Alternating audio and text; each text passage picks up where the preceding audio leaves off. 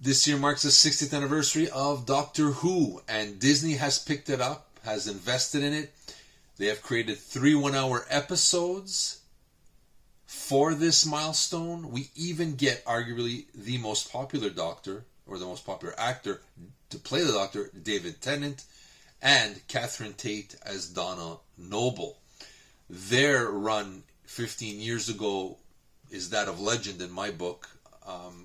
Their chemistry was incredible. They played so well off each other. The story ended on a sad note when she kind of inherits all this Time Lord's energy and her brain can't handle it. So the Doctor has to basically erase her memory of the time they spent together, which killed him. Because that was, I think, his favorite run was with her.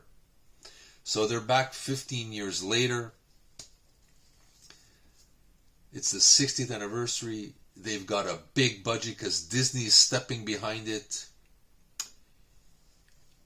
And a lot of people are really, really, really, really mad and disappointed at this episode. I watched it last week, and I'm going to say I enjoyed some of it. And I'm going to have to agree with some of the social messaging does overshadow the plot and the narrative. The pronouns. Say what you will. I have no problem with pronouns, but I think the viewer should not have to be beaten over the head with it. The best part of Doctor Who is that they would subtly weave these social commentaries into the story and slowly reveal it as it's moving along. That this is strictly beaten over and over and over again onto the viewer, I think really destroyed the story and the momentum of the 60th anniversary. So I'm slightly underwhelmed by this episode, the first episode. I'm hoping it gets better. I'm hoping they smarten up and listen to the people.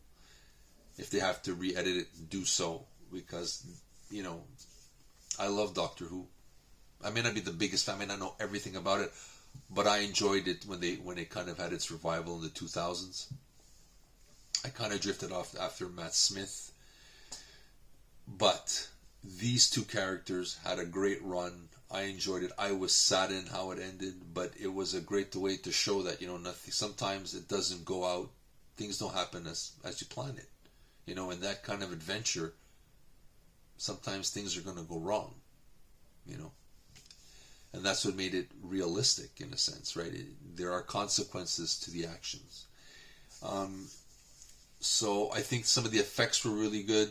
But the thing is, Doctor Who used to have much smaller budgets and relied on the narrative and the actors to bring the story to life. So Disney coming on board again, I think, is a mistake. I don't think they should be allowed to touch it. If they're part of this, you know, woke movement into the series, like I said, I believe everybody should be represented. I have no issue with that. But we should not be beaten over the head with it.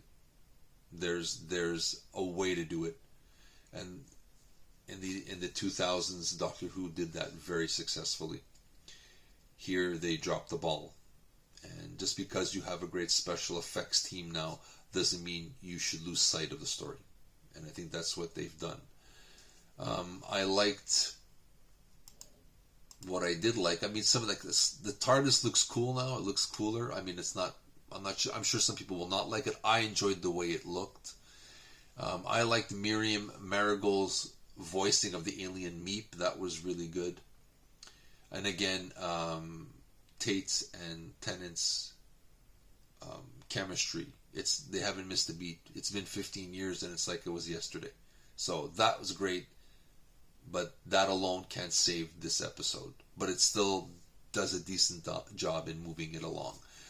A couple of weird ones there. There's a scene where the Doctor kind of makes a force field when there's a shootout in Donna Noble's home. He uses the sonic switch to make these like a wall.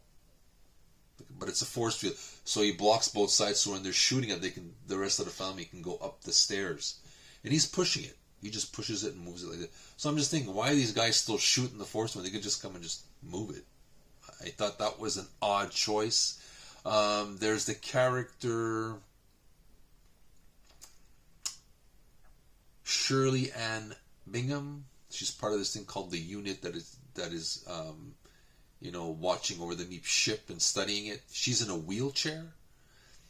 Her wheelchair fires darts, which is cool, but it also fires missiles.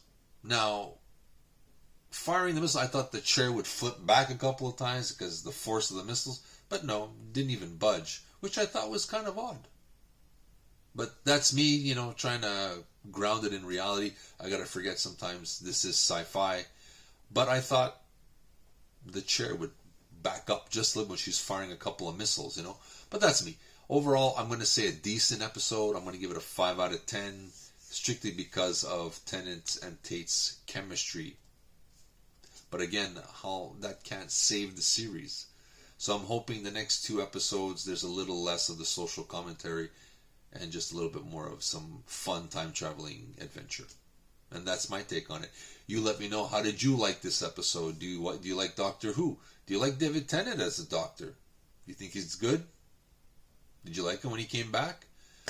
We'd love to hear from you, so hit that like button and subscribe to the channel if you want more reviews from us. So this is Steven, signing off.